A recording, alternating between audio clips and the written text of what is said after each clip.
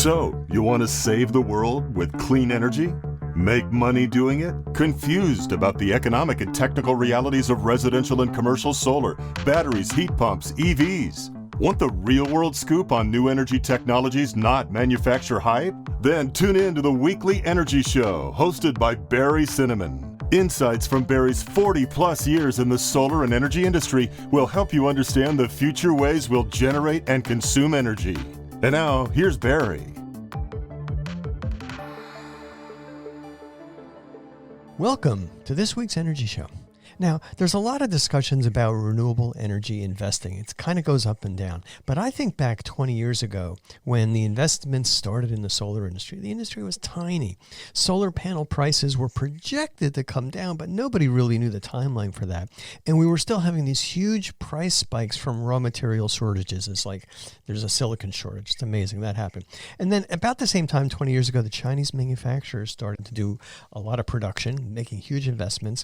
And there was just still a ton of uncertainty. The market segments that were active were kind of three little segments. It was residential, there was commercial and industrial, and there was a utility. And I have to say back 20 years ago, the C&I was probably the biggest segment. But all of these segments required subsidies to jumpstart the industry. There were a lot of pilot programs. It was very tricky to invest in these brand new industries. Now, one of the far-sighted investors and advisors is Gerard Reid. Now he's the partner and co-founder of Alexa Capital and also a fellow podcaster. I've known Gerard since 2006.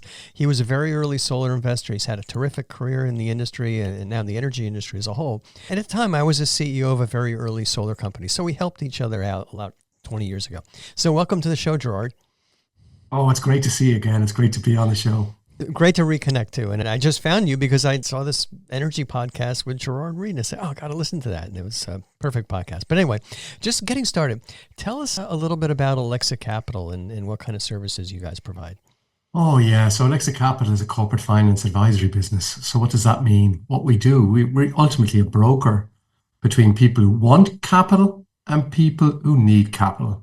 We also do a lot of sort of buying and selling businesses, projects, all that type of stuff. But our focus is totally in and around this energy transition, Barry. That's all we do, nothing else. Yeah, I was looking at your website. There's in lots of different categories. How has that advisory business evolved from the early solar days to today? But you know, when we set up the business about 12 years ago, we decided not to do solar because it was just chasing subsidies and it was commoditized in Europe and we said, let's go into areas where people are not thinking about. And we actually went really early into storage. And it was a US European business called Unicus actually that we financed, and it was the largest system integrator in North America and Europe about 7-8 years ago. We did a financing of them, brought First Solar in, Panasonic, and then eventually sold that business. And sort of that's what we've always been doing since then. You know, the question is whether we're at the leading edge or the bleeding edge. That's the question I still haven't really managed to answer. But it's a lot of fun. I get up every day with a smile, Barry, you know? Yeah. And storage is where that's where the name of the game is. And we're very excited about that. So you've got an accent. So yeah, you're European, British Islands, Ireland. But what are some of the differences between the US and Europe's energy politics? Oh my God. Well, certainly the crazy thing, even though we've got all these different countries in Europe, we've got one energy policy. I mean, it's hard to believe because you look in the US, each state has their own energy policy. And for example, Texas is an island, you know, not even connected into the federal system in the US. We don't have that, right? Ireland is on the west coast of Europe. It's connected to Germany, right? And we have very similar rules in terms of what to do and what not to do. That's number one. And number two, we also have a deregulated market. And what I mean by that is that the grid operator owner is not allowed to own assets. And actually the retailer also tends to be separate as well. So we have a real liberalized market where we also have a separation of ownership across the whole system. And the idea being that you should have competition in generation and you should have competition in and around the customer base.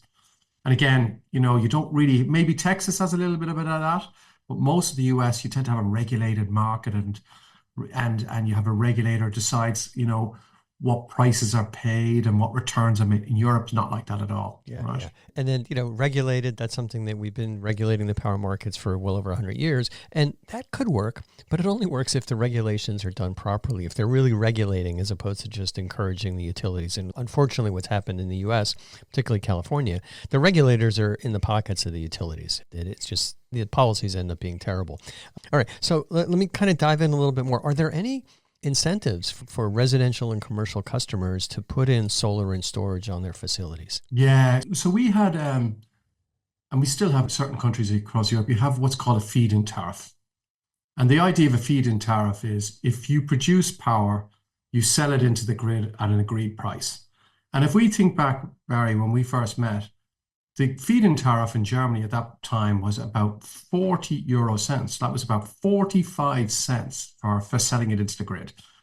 While today, that residential customer is probably getting 7 or 8 cents across Europe, right? So that's the massive reduction we've seen in power prices. But the interesting thing, though, is why would I feed it into the grid at 7 cents when I'm buying from the grid at 35 cents?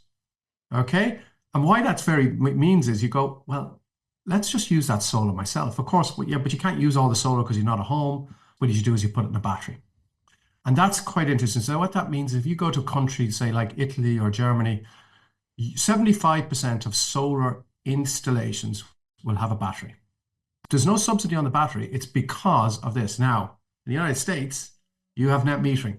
So you don't need it because your meter goes backwards, right? Now, I know that's changing, but that's a really, really big difference. And the other thing I would say as well is, generally, compared to most US states, European countries and European consumers pay much more for electricity. And that gives them an incentive to go and, put in decentralized energy solutions without a subsidy, right? And that's one very big difference, I would say. Yeah, it's interesting. I feel like I'm in Europe right now because what happened in California, because of the control of the PUC and the policies, the poorly regulated utility, basically we have no net metering anymore in California. During when we're really cranking, we get basically less than a cent. And what's happened to our business, we're selling to residential and commercial in California, and only California now, not all over the country, where our attachment rate for batteries is like 99%. Mm-hmm. Very, very rare that we get a customer that doesn't want to get a battery. And it's for exactly those reasons. They're time shifting their energy use. At my house, it's like 64 cents a kilowatt hour in the afternoon, evening, and night, or afternoon and evening, and like 35 cents during the day. And so it makes so much sense to just time shift that energy use.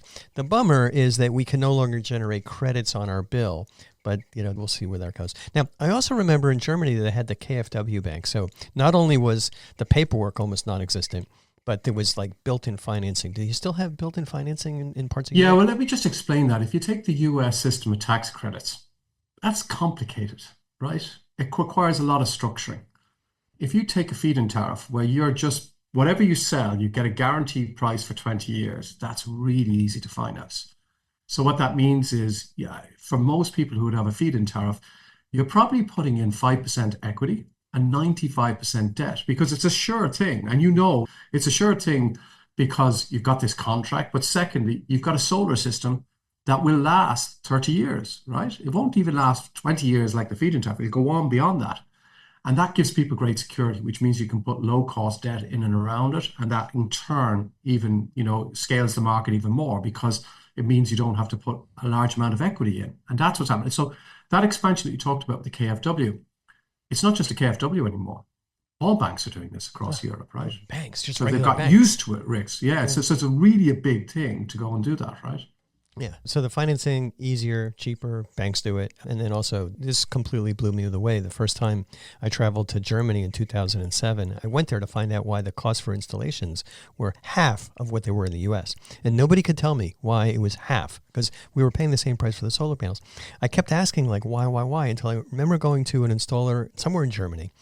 And I said, well, show me the paperwork you have for your solar system. And, my German was non-existent. His English was okay. And he just looked at me like perplexed, like, what paperwork? There was no paperwork. They basically just had to fill out like one little KfW form, and then that was it. And the installers didn't need any inspections. Very, very fast. And that took out all the bureaucracy. So that was a huge surprise to me. And I think you're still continuing to benefit from that because the paperwork in the U.S. for solar is still very, very daunting. Yeah, so I know that market very well, Barry, because I was until recently a chairman of a solar installation business in Germany, and is incredibly easy in Germany to do solar. You don't need any planning permission. You don't need there's no fire regulations, nothing. And in fact, you'll come in and out in a day and install solar and batteries.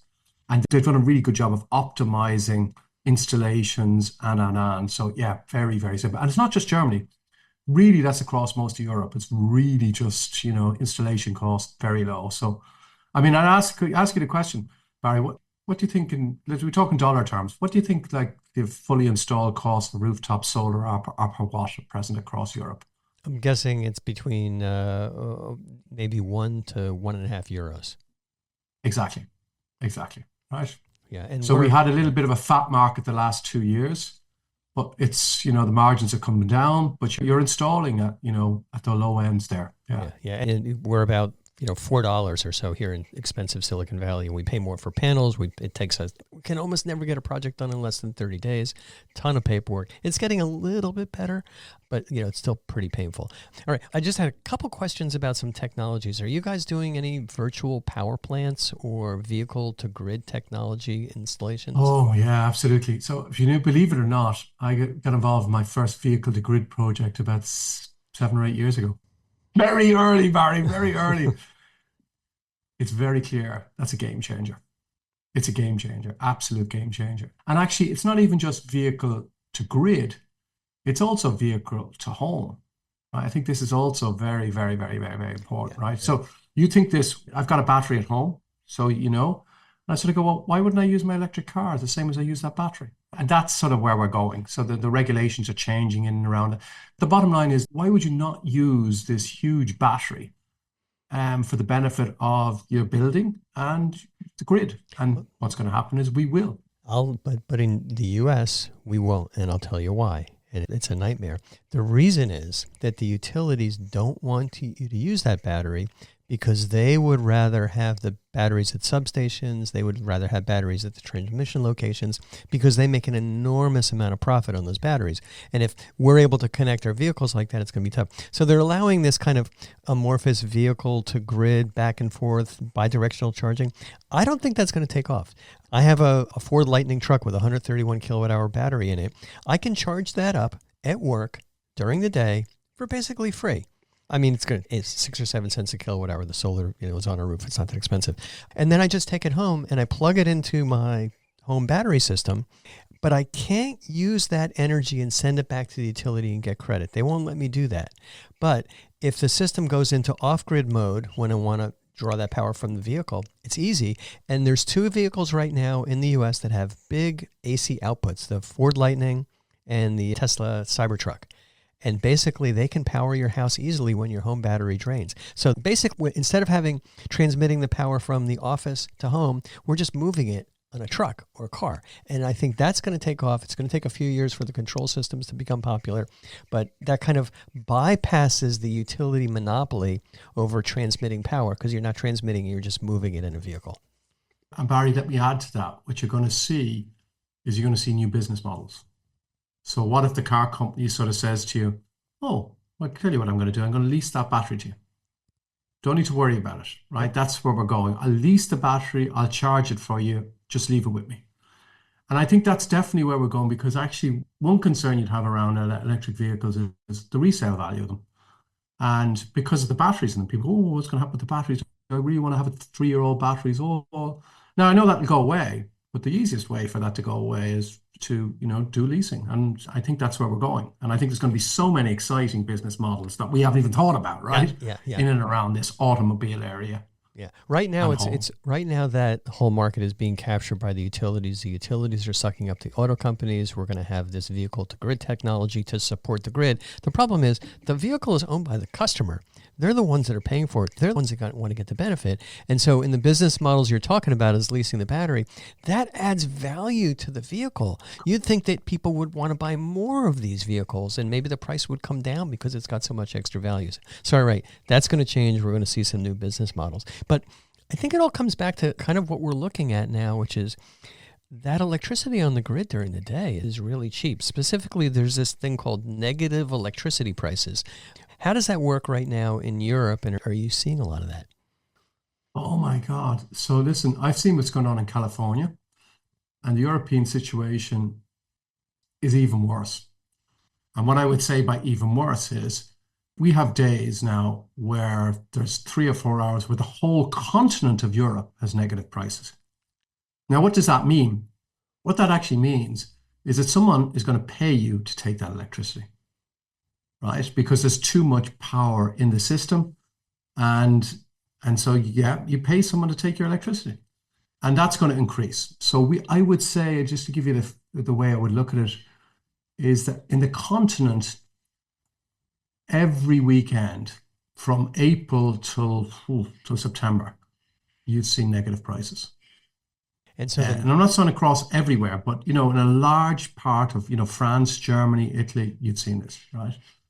And so now the issue that we have is that often cases there are not flexible tariffs in place. The customers, maybe the smart meter rollout hasn't happened, and customers are not able to benefit enough from that. But we are seeing it happening. And I look at, say, if you go to the UK, there's a business there called Octopus Energy, and they're at the forefront really of smart tariffs and making it really easy for the customer to benefit from this, right? And that's sort of where we go. We need to have this customer engagement in this, right? Yeah. I see what's going to happen in the U.S. is that people are just going to put in batteries and they're going to be just sucking up that power. And it's too bad that customers, the businesses and the homes can't benefit from that yet. And I kind of keep a little bit of an eye on Octopus, and I see what's happening with smart rates.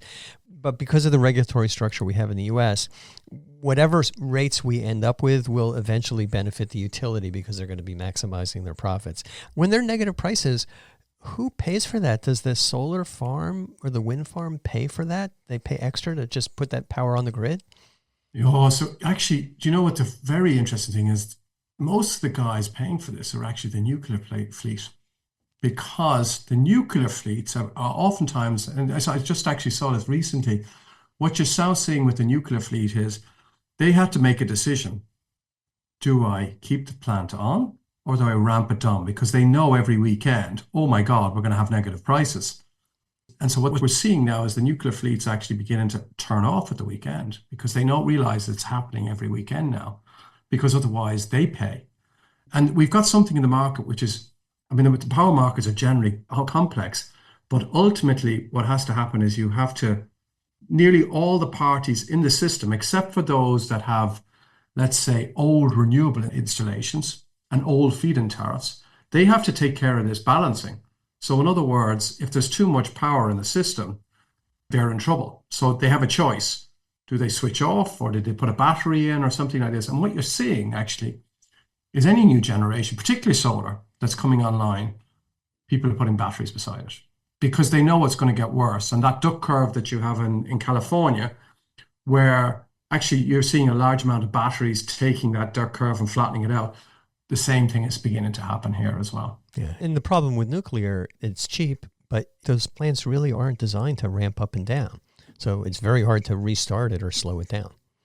It is. You're absolutely, and it's going to get worse for them. So I'd make a prediction really. I think that you're going to see a large amount of the nuclear fleet across Europe. If we continue to build out solar the way we are, you're going to see it closing down every weekend. That's what's just going to happen, right? Well, because otherwise they're producing too much power in the system and they're in trouble, right? yeah. And it's striking to me that we're trying so hard in the U.S. to build new nuclear plants, and Bill Gates is a big proponent, and there's these small modular reactors. But boy, the last plant that came online in Georgia, a Volkley plant, it took over 20 years. And I think it's like $20 billion or more. So no utility in their right mind is saying, I want to put it in a nuclear plant. They're just going crazy with solar and batteries. And that's a really interesting thing. If you think of it, that this year we're going to build 500 gigawatts worth of solar across the world. That's what we're going to install. And you sort of look and go, well, how much nuclear are we going to install? Maybe three or four across the world.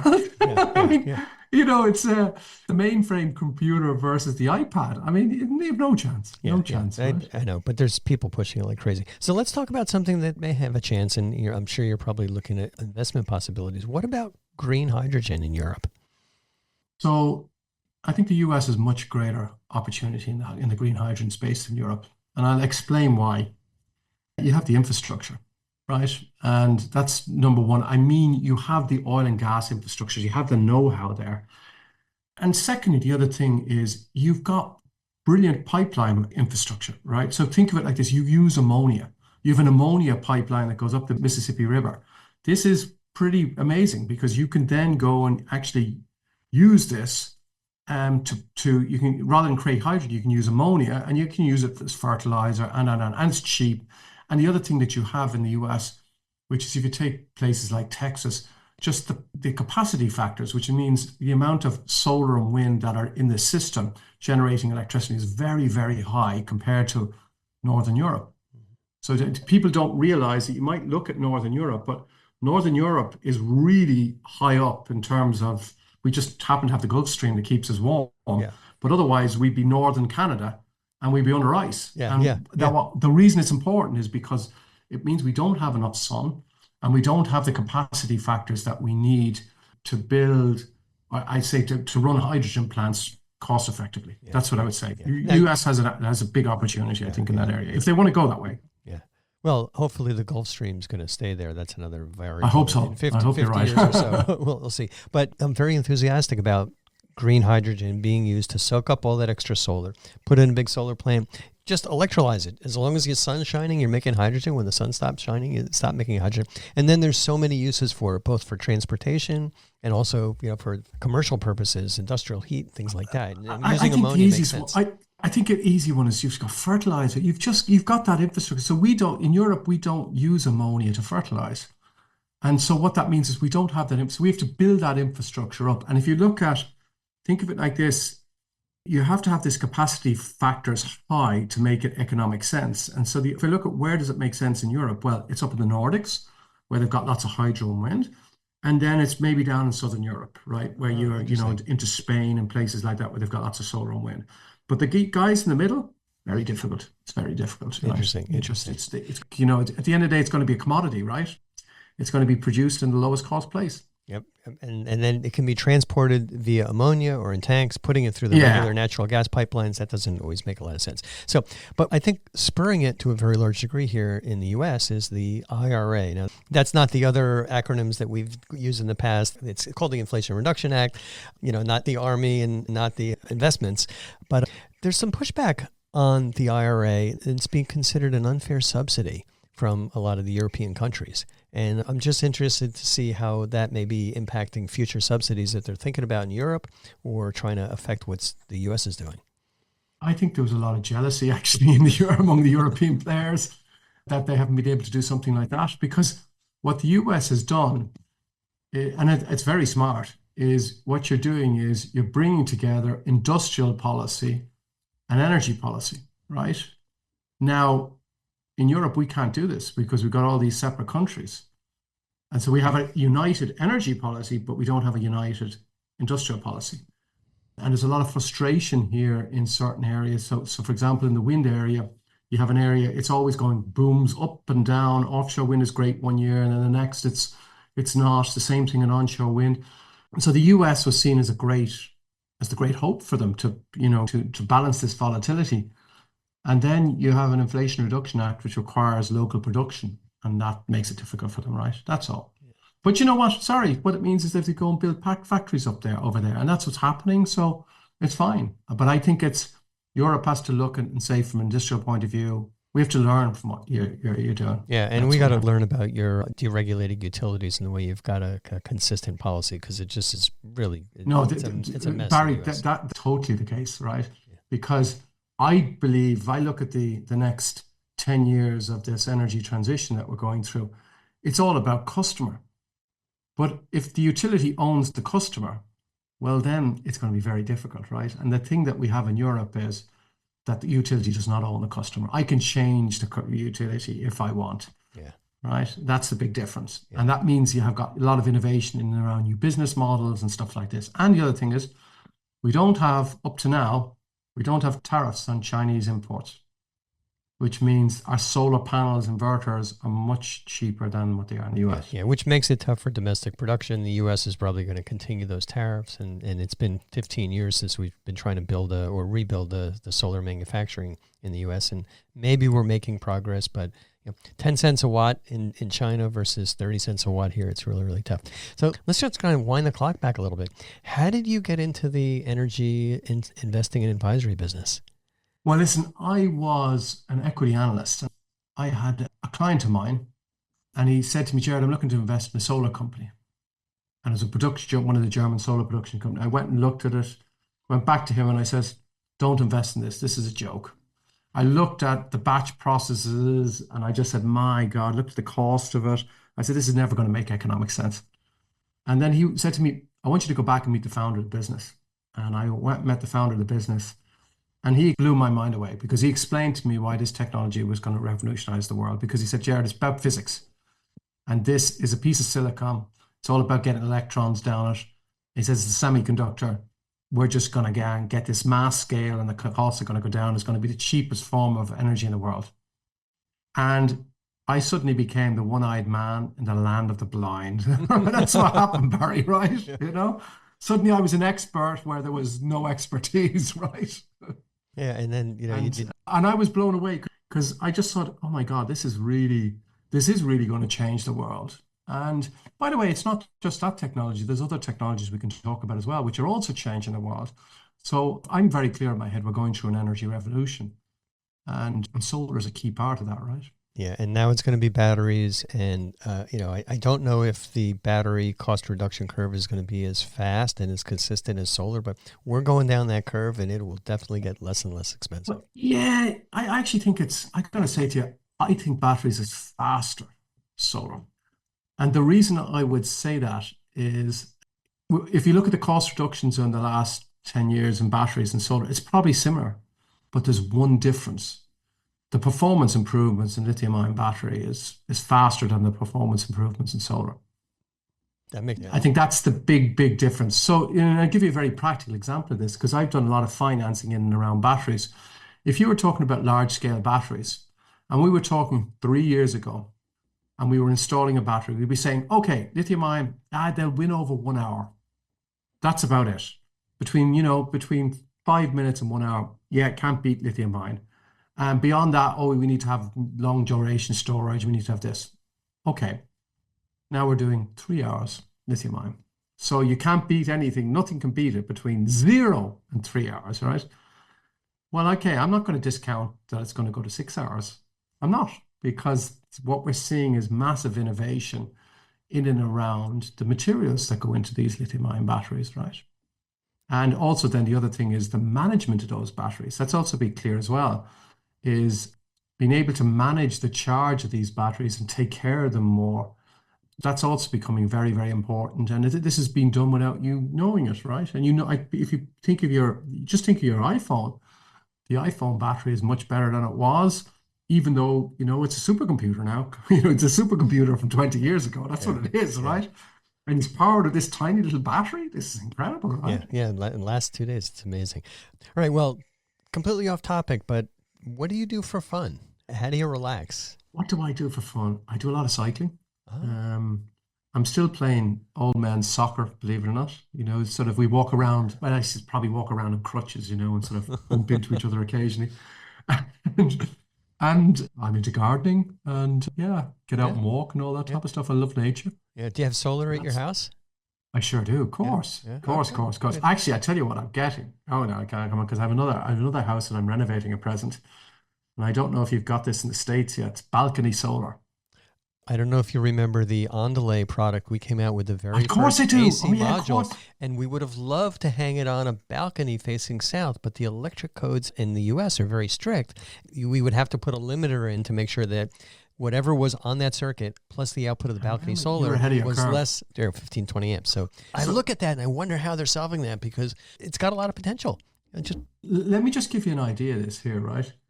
You're buying these systems here at 50 cents a watt, and you're installing at that price because all you need to do is plug it into a socket. The grid operator doesn't know, nobody can stop it. That's it. I mean, so just in countries like Denmark, the UK, any country that has high power prices in Europe, you have payback periods of a year putting these systems in. Yeah, because you just and these plug are them sort in. of systems that have 800 watts. And by the way, they're now adding batteries onto this, Barry. It's just mad. So you sort of say this is plug and play solar. That's sort of where we're going. Play solar. Yeah. The DOE I put a response in for a grant for plug and play solar, and the place where we hit the wall was finding a way to get around the National Electric Code. But it sounds like you've done it in Germany. Well, no, they've done it in Europe because what they've done is they brought in a regulation in Europe to allow it. And I don't think they've realized what they've unleashed, though, because suddenly you've got all this solar and the grid operator doesn't know what's going on. All he knows is, you used to take a lot of power from me and now you're not. Yeah. And what they did with these regulated utilities is, that's considered a departing load, and the utilities would like to charge you for putting that capacity. But that's insane. Anyway, what kind of bicycle do you ride? Because I rode my bicycle in this morning. That's why I was up at like 6:15 in the morning when you sent that email. And a little bit of exercise, it keeps me I have alert. a Scott mountain bike. I've got a carbon fiber Scott mountain bike. That's what I've got. It's probably, what is it in weight in pounds? It's probably about 20, 25 pounds. It's really great. I love it. I've got a BMC with a belt drive, which is nice, and it's heavy. I put my attaché case on the back, but I just look at it as more exercise. And my friends say, well, you got to get an e-bike. I'm like, no, I'm doing this because I need the exercise, not because I just want to go fast. So, exactly. All right. Well, great discussion. We could talk forever. How can people get in touch with you at Alexa Capital? The best thing to do is get me on LinkedIn. Okay. LinkedIn. Just look at Gerard Reid. You'll find me. All right. Love to have conversations. I'm as passionate as ever, and I'm glad to see you are as well, Barry. This is great. Keep up the great work. It's all I know how to do, so I'm happy doing it, and I'm going to continue to do so, and never going to retire. Me too.